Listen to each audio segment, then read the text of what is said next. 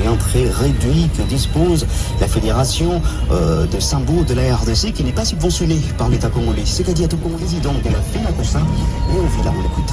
Au championnat d'Afrique, nous étions qualifiés et on devait aller avec 6 athlètes, mais par rapport du moyen. J'ai pu effrayer que je pris l'athlète, celui qui a eu la médaille en titre, c'est ça, normalement, parce que les activités commencent.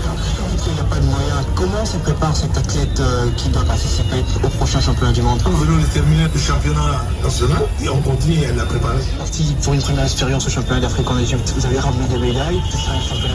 Est-ce que vous pensez que la préparation qui continue à passer ici va nous permettre d'aller chercher aussi un bon résultat là-bas au championnat du monde? La politique que nous avons, on sait déjà de quoi. Et dans la base de données de la Fédération internationale, nous avons tous les 79 kilos. Nous avons commencé d'abord à détecter ces adversaires et que la préparation se fait déjà à partir de vidéos de tous ces gens-là que nous connaissons comme adversaires. Et avec nos techniciens, nous sommes en train de travailler déjà par rapport à nos adversaires. Et que cette préparation, nous sommes sûrs de rentrer avec une médaille.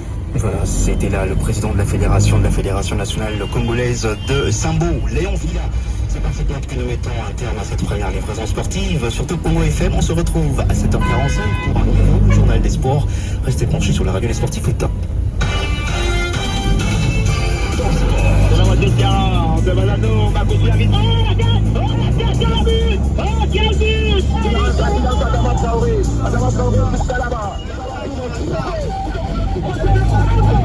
Toute l'actualité sportive sur votre radio. Événements en direct, informations de première main, match de football. Et Mazembe aussi, c'est un grand club, c'est un match de grandes équipes d'Afrique. C'était un projet avec des objectifs à court terme, à moyen terme et à long terme.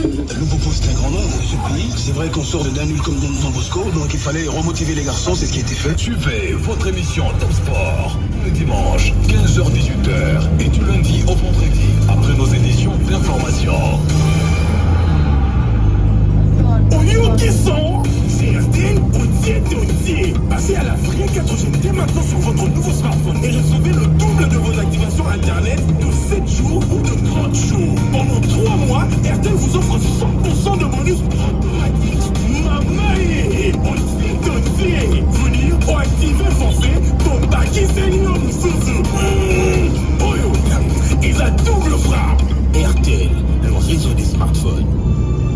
Je suis clairvoyant. Tout désastre peut me surprendre. Je dois toujours protéger mon patrimoine. Mes biens meubles et immeubles. Ma voiture. Mon magasin. Mon chantier. La scolarité de mes enfants. Heureusement, la SONAS a démontré sa capacité à couvrir les risques dans les branches d'assurance automobile. Incendie, tout risque chantier et autres. Et à prendre correctement en charge l'assuré, ainsi que toutes les victimes en cas de sinistre. SONAS, symbole national des assurances. Société à Banamboka. SONAS, leader des assurances en République démocratique du Congo. Une occasion à ne pas rater. IFOD, la société de microfinance de la Simco, vous offre le taux le plus préférentiel du marché. Jusqu'à 10% d'intérêt lent pour vos dépôts à terme. Vous avez également la possibilité d'obtenir les intérêts échus mensuellement selon le volume de vos dépôts, en dollars et en francs congolais.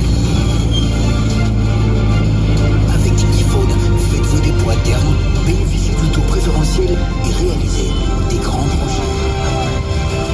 Offre disponible dans toutes les agences et points de service IFOD. IFOD, au service de tous.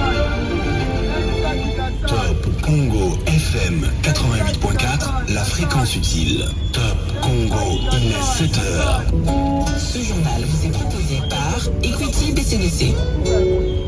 Top Congo FM 88.4, première radio d'information en République démocratique du Congo.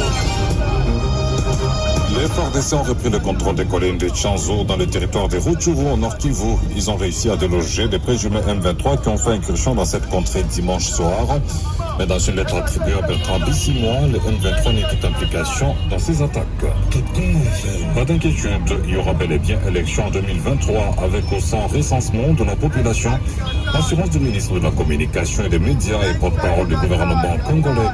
Patrick Moyer l'a dit lors d'une conférence de presse lundi à Bruxelles. Marche populaire pour contester le bureau quasiment à la tête de la CENI et exiger la dépolitisation de la centrale électorale. La manifestation post-2062 va se tenir sur l'ensemble du territoire national. Les forces politiques et sociales intensifient la mobilisation de la population sur le terrain. Un vote de Bélice et Sanga plus que jamais divisé après le départ de son leader de l'Union sacrée. Plusieurs cadres de cette formation politique réaffirment leur appartenance à la famille politique du chef de l'État et la vice-ministre de la Défense se désolidarise elle aussi de Bélice et Sanga. Les infirmiers administratifs du secteur de la santé en colère, ils ont pris d'assaut hier l'immeuble du gouvernement. Les manifestants réclamaient la signature du protocole d'accord négocié entre le bon syndical et le gouvernement sur le réajustement de leur enveloppe salariale. Quelle est la situation au niveau du gouvernorat de la province du Congo central après l'ordonnance du Conseil d'État qui suspend l'intérim décidé par le vice-premier ministre en charge de l'Intérieur? La réponse de Maître Willy Wenga, avocat au barreau de Kinshasa, Gombe, à suivre dans le débat plus. Top Congo FM, le journal vous est présenté par Dominique Dinanga. Encore une fois, bonjour et merci d'avoir choisi Top Congo FM pour vous informer. D'intenses combats se poursuivent dans la position des Chanzou et Runyoni dans le territoire des Rutshuru. Nous sommes dans la province du Nord Kivu. Les FARDC ont réussi à déloger des présumés M23 qui ont fait incursion dans cette contrée dimanche soir en provenance de l'Ouganda. Pour le porte-parole du gouverneur militaire de la province, les forces armées de la République démocratique du Congo sont déterminées à neutraliser ces rebelles et pacifier la région. Général Sylvain Ekenge. Les forces armées de la République démocratique du Congo portent la connaissance de l'opinion tant nationale qu'internationale que dans la nuit de dimanche 7 novembre 2021, aux environs de 22 heures, le mouvement insurrectionnel M23 a attaqué les positions des Chanzou et des Runyoni avec l'intention de mener d'autres actions de déstabilisation dans les territoires des Rutshuru et ailleurs dans la province.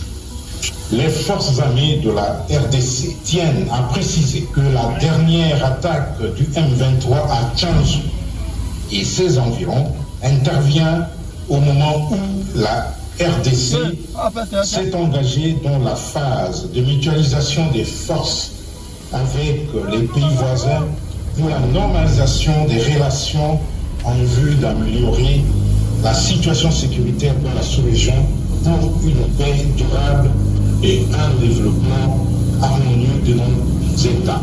Face à cette situation et dans le cadre de leur mission régalienne de défendre les frontières et l'intégrité du territoire de la République démocratique du Congo et de protéger les populations et leurs biens, les forces armées de la République démocratique du Congo ont pris toutes les dispositions qui s'imposent pour faire échec à cette énième incursion du M23 sous les sols congolais.